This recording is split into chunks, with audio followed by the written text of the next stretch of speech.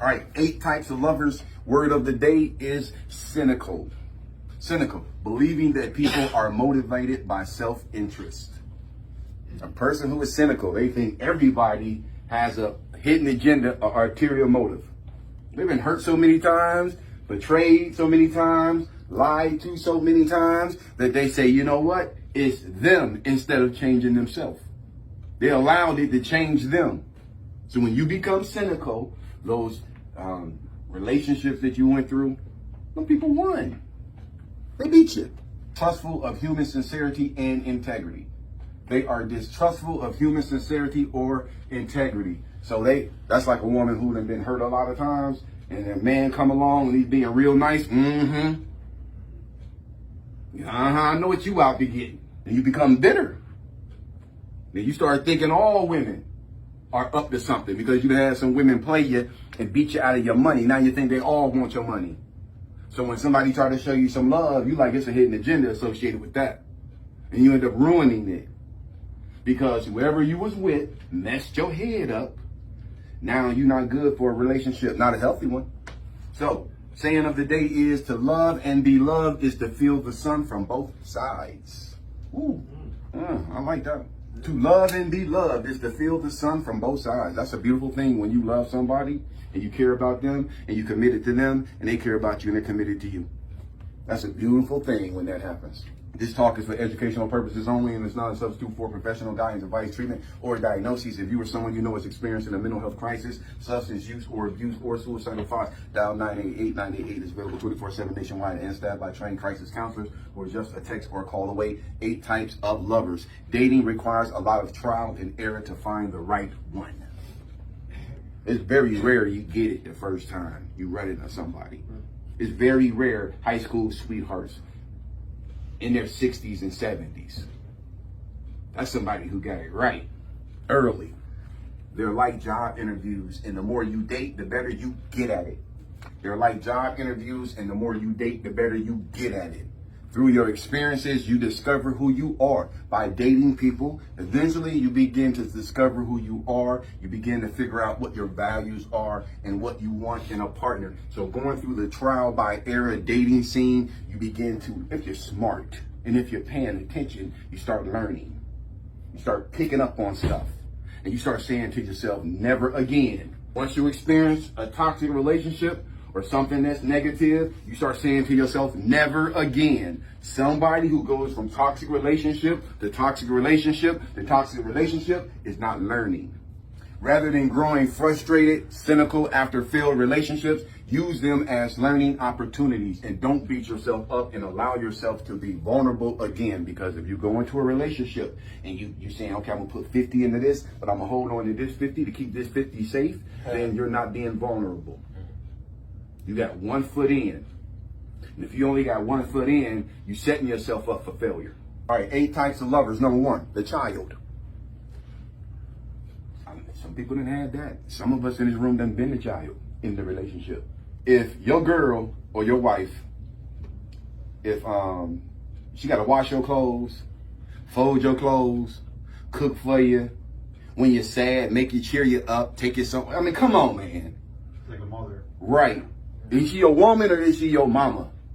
The child. This person acts younger than their age. At first, you might find them exciting and fun. But once the honeymoon stage fades, reality sets in and you realize they aren't willing to pull their weight on everyday responsibilities. As this happens, you might begin to want to wonder if you can be with them long term. Because when you're in a relationship with a childish person, you cannot see going into the future with them. You got somebody who acts the same age as your child. 8 types of lovers. The controller. Dating the controller, you may not detect the possessive tendencies right away because they are good at seeming helpful. They may have good intentions and do what they believe is best for you, but over time you may start to feel invisible or like your needs aren't being met. This person can be highly reactive, treating disagreements like battlefields. The controller is a person who treats disagreements like battlefields, believing they need to argue in order to come off as strong-willed. Because you argue the loudest does not mean that you are the strongest. As a result, they have a tendency to respond instead of listening in order to understand. 8 types of lovers. Number 3, the codependent. You know what that reminds me of when I think about the codependent relationship? Is the little boy or the little girl who going, usually it's little boys, going to school for the first time, the kindergarten, and then mommy getting ready to leave and he flipping out and falling on the ground and all of that. That's a codependent relationship. He feels like he can't function without his mommy. And people who are in codependent relationships, they feel like they can't function without their lover. No, you're supposed to have a separate life other than the lover, the person you're with in a relationship. You got to have your own life and your own friends and your own interests. If you eat, sleep, drink, and breathe somebody, that ain't fair. Because everybody need a break. Have you ever dated a needy person or find yourself drawn to people with high demands? It feels good to be needed, admired, and play the role of a heroic protector. But dating someone who is codependent can also be challenging. They might rely on you for everything, get jealous easy, and seek constant validation. This is the codependent. They might rely on you for everything, get jealous easy, and seek constant validation. Do you love me? Yeah. Instead of giving in to their demands, remind them that they have what it takes to stand on their own 2 feet. Let them know that it's not yours or anyone else's responsibility to heal them. 8 types of lovers. Number 4, the player. The player. Dating a player isn't a problem if you're okay with being in an open relationship. Dating a player is not a problem if you're okay with being in an open relationship. Some people do that. I can't. I don't share. I don't share mine, bro. So I get upset if you even try to suggest that I share. Yeah, man. Oh, man. Dating a player isn't a problem if you're okay with being in an open relationship, but if you're looking for true loyalty and commitment, this type of relationship will only lead you down towards heartbreak and disappointment. Players are notorious for being manipulative and sweet talkers, but pay close attention to their actions. If they frequently cancel plans last minute with you or promise you one thing but don't live up to their word, don't bother wasting time trying to fix this relationship if they refuse to own up to their mistakes. Yeah, you keep trying to salvage the player if you want to. 8 types of lovers. Number 5, the workaholic. Ambition can be a sexy trait in a lover. Ambition can be a sexy trait in a lover, and by dating a workaholic, you might come to find that you become more goal-oriented too. Dating someone who is career-driven can also have its downsides because life, as we know it, isn't just all work and no play. Things don't have to be in order all the time, and you don't have to always maintain a certain image. Sometimes having a good laugh and making memories is what we need. If you're dating a workaholic but want to make your relationship work, remind them to clock out and unwind with you with a movie or a game night with friends. 8 types of lovers. Number 6, the adventurer. The adventurer. This person is bold, adventurous, and free-spirited. It can be an eye-opening experience when you date a lover who can introduce you to new places you've never been before and encourage you to step out of your comfort zone. Those are good things. Some obstacles you may face are recklessness and haste. Adventurous lovers tend to be impulsive, and while this may excite you initially, as your relationship deepens, you may come to find you're craving stability over spontaneity. It's good to talk to your adventurous lover and show them that creating a plan in advance can be beneficial. 8 types of lovers. Number 7, the therapist. Anybody ever had a person who wanted you to be their therapist? Or somebody you was with, you wanted them to be your therapist? Having a partner you can go to with your problems is essential to building a strong connection. But when you start to see your partner as more of a therapist than a lover, it becomes an issue. Your partner is there to offer love and support, but they're not required to hold your emotional baggage for you. Never should they have all the answers. Nope. And nor should they have all the answers. It's easy to fall for someone with a healing spirit, but never take advantage of their kindness because they may learn to resent the relationship in the end because they're not getting what they need.